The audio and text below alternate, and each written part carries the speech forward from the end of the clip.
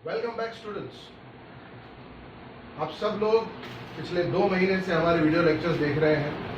आपका भरपूर प्यार मिल रहा है and I am very very happy कि इस छोटे से पीरियड में हमने 500 से ज़्यादा सब्सक्राइबर क्रॉस कर लिए हैं। मुझे उम्मीद बिल्कुल नहीं थी कि इतना सारा सपोर्ट और इतना सारा प्यार मिलेगा। आप सब लोग सपोर्ट कर रहे हैं, उसके लिए आपका बहुत बहुत थैंक यू। स्टूडेंट्स, पिछले लेक्चर में आप लोगों को मैंने डिग्रीज ऑफ कंपैरिजन में पहला topic one on one comparison का सिर्फ एक एग्जाम्पल करवाया था। आज इसी टॉपिक को कंप्लीट करने की कोशिश करेंगे और इसको गहराई से समझने की कोशिश करेंगे। सबसे पहले एक थोड़ा सा शॉर्ट रिवीजन देते हैं। डिग्रीज ऑफ कंपैरिजन होता क्या है? व्हेन थिंग्स और people that can be substituted are compared based upon their quality. से फॉर एग्जांपल आप मार्केट में फोन खरीदने जाते हैं तो आपके पास ओप्पो भी है और वीवो भी है। अब ये दोनों पहली चीज तो सब्स्टिट्यूटेबल है। दूसरा, आप इनको अब कंपेयर करेंगे इनकी क्वालिटी में, किसका कैमरा अच्छा है, किसका बैटरी बैकअप अच्छा है, एंड देन यू डिसाइड कौन सा आगे है और कौन सा पीछे। बस इसी खेल को कहा जाता है डिग्रीज ऑफ कंपैरिजन। अब उसमें हमारा टॉपिक चल रहा है वन ऑन वन कंपैरिजन। यहाँ पे एक ऑब्जेक्ट को दूसरे ऑब्जेक्ट के साथ या एक पर्सन को दूसरे पर्सन के साथ, इवन सिटीज, रिवर्स, कई सारी चीजें हैं जिनको कंपेयर किया जा सकता है। आइए सीखते हैं मजेदार चीज। और आज के लेक्चर में एक बोनस फीचर भी है। वो ऐसा सेंटेंस है, वो ऐसा ग्रामर का हिस्सा है जो गुजरात बोर्ड के एग्जाम में अगर पूछा गया तो देखने में बहुत आसान लगेगा, लेकिन उसको सॉल्व करना इतना आसान नहीं। आइए सीखते हैं। जैसे कि आप देख सकते हैं, टॉपिक का नाम है डिग्रीज ऑफ कंपैरिजन और हमारा इस वक्त टॉपिक चल रहा है वन ऑन वन।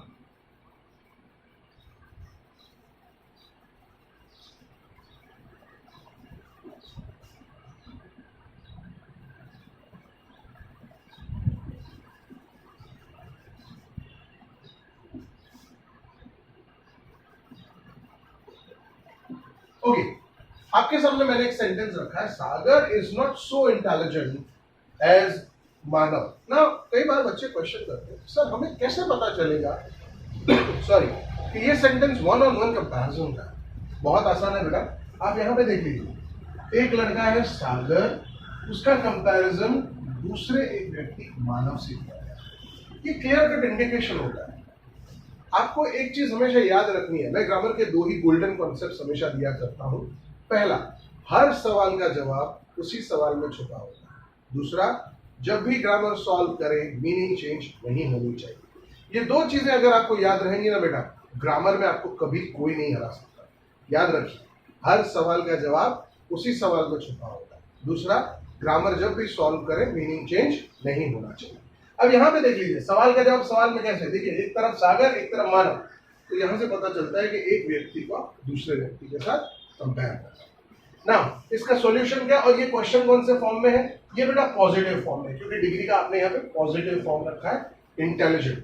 डिग्री के फॉर्म्स कैसे आते हैं? Intelligent, more intelligent, most intelligent. Okay, तो पॉजिटिव फॉर्म में क्वेश्चन है आपका, Sagar is not so intelligent as Manav. Meaning क्या निकलती है? सागर उतना इंटेलिजेंट नहीं है जितना कि मानव है। इसका मतलब मानव सागर से ज्यादा इंटेलिजेंट है। तो आंसर कैसे बनेगा, ध्यान से देखिएगा। मानव इज इंटेलिजेंट का क्या हो गया? More intelligent.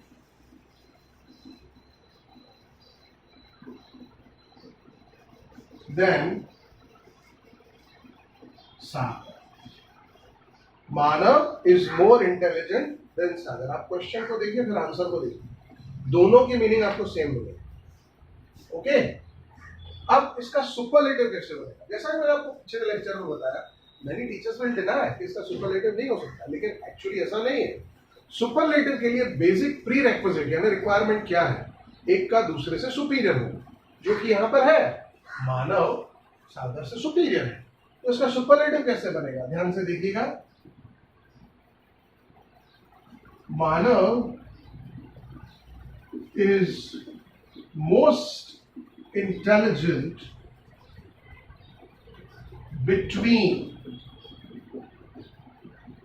Sagar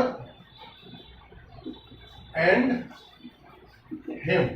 ये बन गया बेटा superlative. Now here comes another myth जो मुझे आज ब्रेक करना है। आप लोगों को हमेशा सिखाया गया कि जब भी सुपरलेटिव डिग्री होगी आगे द लगेगा। लेकिन क्या आप जानते हैं द होता क्या है? आर्टिकल द का कॉन्सेप्ट क्या है? यही हमारी भेड़ चाल साबित हो जाती है। भेड़ चाल का मतलब होता है जिस डायरेक्शन में दूसरे जा रहे हैं हम भी चले चलते हैं। कई सारे बच्चे टीचर को क्वेश्चन नहीं करते। आपको एक चीज याद रखनी चाहिए, कामयाब बच्चे की एक सबसे बेहतरीन क्वालिटी क्या होती है? वो इनक्विजिटिव होता है। मेरे पास कितने सारे बच्चे हैं जो वीडियो देखकर घर बैठ जाते हैं, और कई सारे बच्चे ऐसे भी हैं जो वीडियो देखने के बाद इमीडिएटली क्वेश्चंस की भरमार भेज देते हैं कि सर आज के वीडियो में ये क्या था मुझे समझ में नहीं आया, सर ये पॉइंट था जो मुझे ज्यादा अच्छे से समझ में आया।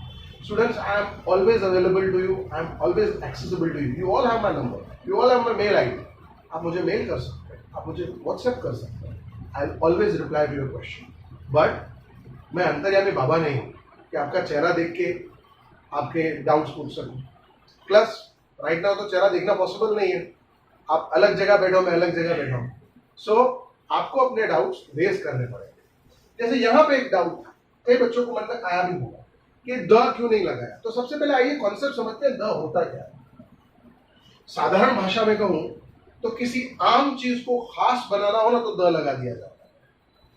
द इंडिकेट समथिंग यूनिक और स्पेशल। जैसे the Taj Mahal, the prime minister of India, the Himalayas. उसी तरह से फॉर एग्जाम्पल एक रूम में 5 बॉटल्स पड़ी हैं, I want the green bottle, तो आपने ग्रीन को खास बना दिया। अब यहां पर द क्यों यूज नहीं हो?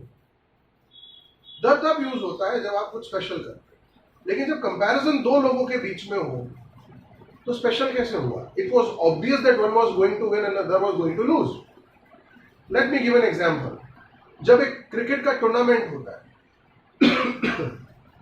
तो उसमें कई सारे टीम्स खेलते हैं और फाइनली जो टीम जीती है उसको द विनर कहा जाता है। लेकिन आपने कभी नहीं सुना होगा कि 2 लोगों का मैच हुआ और उसमें द विनर बोल दिया गया। Not possible. इसका एक छोटा सा एग्जाम्पल देता हूं। एक बच्चे ने अपने घर पे आके बोला कि मम्मा आज मैं रेस में सेकंड आया हूं, आज तो पार्टी बनती है। मम्मा ने भी गुलाब जामुन बना दिए, सबने खाए। रात को उसके पापा आए और घर पे आके पूछते हैं क्या बात है, आज पार्टी है भाई? बोले हाँ, मेरा बेटा रेस में सेकंड आया है, लाओ गुलाब जामुन। गुलाब जामुन खाते खाते पापा पूछते हैं कितने लोग दौड़े थे रेस में चैंपियन? बेटा बोलता है पापा 2। इन सिंपल वर्ड्स कि जब 2 लोगों के बीच में कंपैरिजन हो तो उसमें कुछ यूनिकनेस रह नहीं जाती। दैट्स व्हाई वहां पे द का इस्तेमाल नहीं होता है। लेकिन हाँ, अगर 2 से ज्यादा लोग हो तो आपको डेफिनेटली किसी एक को सुपीरियर दिखाने के लिए द का इस्तेमाल करना पड़ता है। सो ये छोटी सी जानकारी थी जो मुझे लगी आप लोगों से शेयर करना जरूरी है ना। एक और एग्जांपल इसका करते हैं।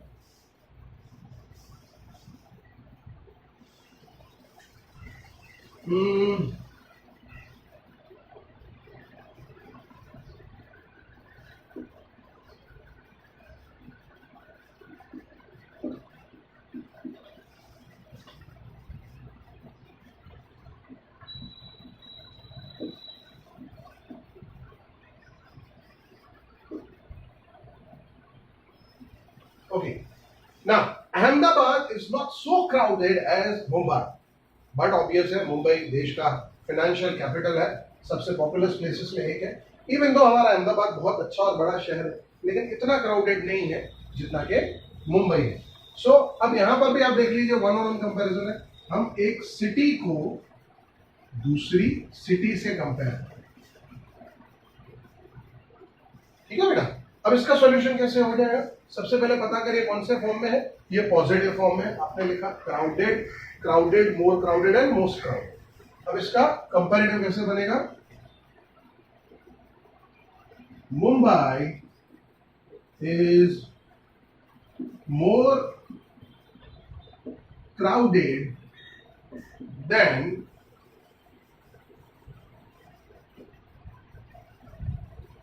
अहमदाबाद। ये बन गया इसका कंपैरेटिव। और superlative, Mumbai is most crowded between Ahmedabad and it. It क्यों? Any object that is non-human or non-living, उसके लिए हम it इस्तेमाल करते हैं. ठीक है. यहां तक अगर किसी को कोई डाउट, डिफिकल्टी, प्रॉब्लम हो तो अपनी नोटबुक में नोट करें और मुझे मैसेज करके जरूर पूछें. ठीक है. ये आप लोग कॉपी करिए. मैं आप लोगों को 20 सेकंड का होल्ड दे रहा हूं. आप पॉज कर सकते हैं वीडियो और अपना ये पूरा का पूरा कॉपी कर सकते हैं. स्टूडेंट्स, आप सब ने, अरे ये कहाँ गया? आपको समय तो दिया था लिखने को, ऐसे चौंकिए मत, आपके लिए ही था. अगर छूट गया हो तो अगेन थोड़ा पीछे चले जाइए और उसको पॉज करके सेंटेंसेस कॉपी करिए. अब कुछ स्पेशल सेंटेंसेस मैं आप लोगों को करवा रहा हूँ, उसकी तरफ ध्यान दीजिए. जैसे मैंने कहा, वो आज का bonus feature.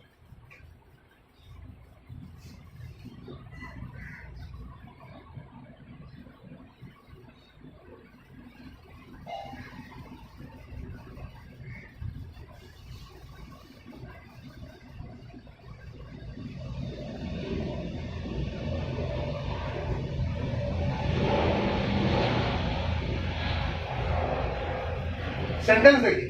The book is as interesting as the movie. आजकल ट्रेंड है, किताबें लिखी जाती हैं और फिर उन्हीं के ऊपर अडैप्ट करके मूवी बनाई जाती है. कई सारे सुपरहिट ब्लॉकबस्टर फिल्में इसी कॉन्सेप्ट पर बनी. चाहे फिर वो 3 इडियट्स हो, 2 स्टेट्स हो. चेतन भगत की तो जिंदगी चल पड़ी है इस कॉन्सेप्ट पर भाई. अब यहां पे देखिए कैसे पता चला ये वन ऑन वन कंपैरिजन का सेंटेंस है. ये ना, लेकिन आप इसका आंसर बनाने की कोशिश करिए, नहीं बनेगा.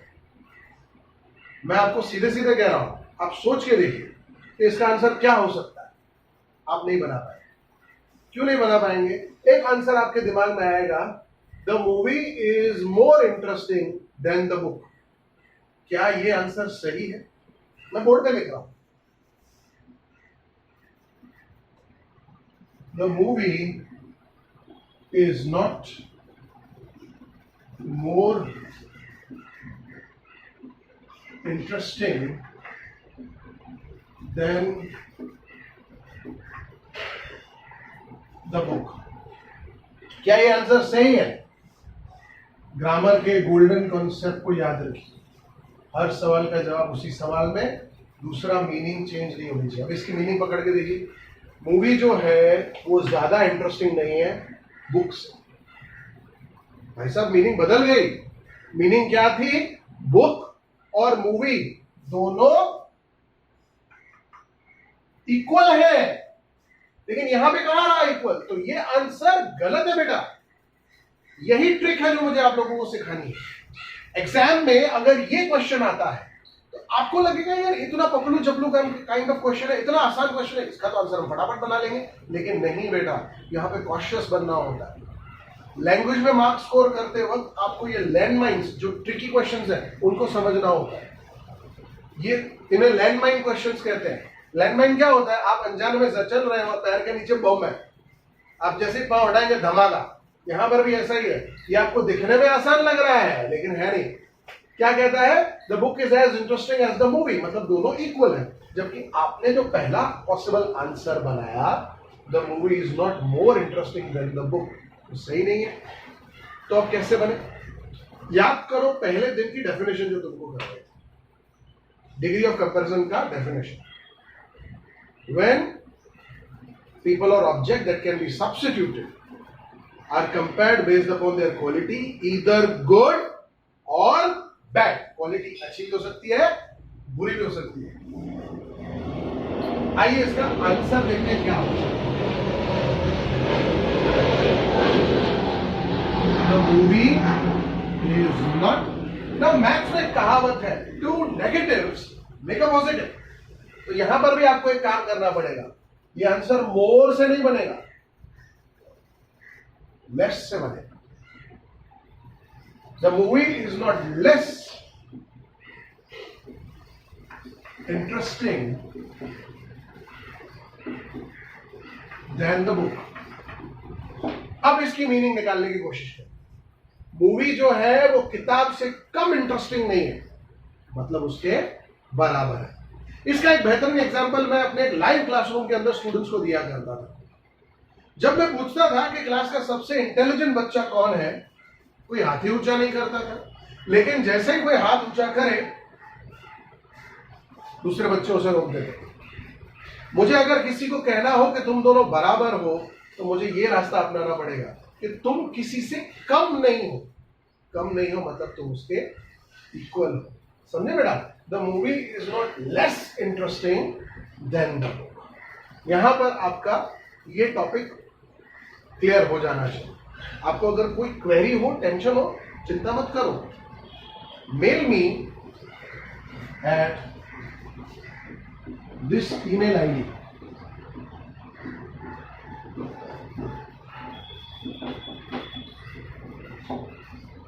ashok.success@gmail.com। आपके मेल्स का रिप्लाई आपको जरूर मिलेगा। नंबर यहां नहीं निकलेगा, नंबर तो आप सबके पास है। ठीक है बेटा? नाउ नेक्स्ट लेक्चर में हमारे सामने क्या आ रहा है, आइए उसका भी थोड़ा आपको अंदाजा दीजिए। नेक्स्ट आपको करवाने वाला हूं वन ऑफ इट्स क्लास। अब ये वन ऑफ इट्स क्लास क्या होता है, ध्यान से समझने की कोशिश करिएगा। वन ऑफ इट्स क्लास होता क्या है? जब आप एक सिलेक्टिव ग्रुप का हिस्सा, जब आप एक सिलेक्ट ग्रुप को रिप्रेजेंट करें, उसको कहते हैं वन ऑफ इट्स क्लास। जैसे इंडिया की टॉप 5 सिटीज, आपके टॉप 5 फेवरेट रेस्टोरेंट्स, आपकी टॉप 5 फेवरेट मूवीज, दुनिया के बेस्ट 5 एथलीट्स, आपकी जिंदगी के 5 सबसे बुरे अनुभव। समझे बेटा? तो जब आप एक एलीट ग्रुप, एक स्पेसिफिक ग्रुप को रिप्रेजेंट करते हैं, उसको कहते हैं वन ऑफ इट्स क्लास। क्या होता है ये टॉपिक, क्या सीखने के लिए मिलेगा इसमें? क्यूरियोसिटी बढ़ गई ना, लेकिन करना पड़ेगा थोड़ा सा इंतजार। मिलेंगे नेक्स्ट लेक्चर में गाइस। उम्मीद करता हूं हमारी ये वीडियो लेक्चर्स की सीरीज आपको मजा दे रही है, आपको पसंद आ रही है। Continue watching these lectures, supporting us. आप सब लोग कॉन्स्टेंटली जो अपने क्वेश्चंस पूछ रहे हैं, वो हमारा सबसे बड़ा एप्रिसिएशन है। घर पे रहिए, स्वस्थ रहिए। अनलॉक सरकार ने किया है, लेकिन कोरोना ने नहीं। So watch our lectures and continue your studies. Thank you.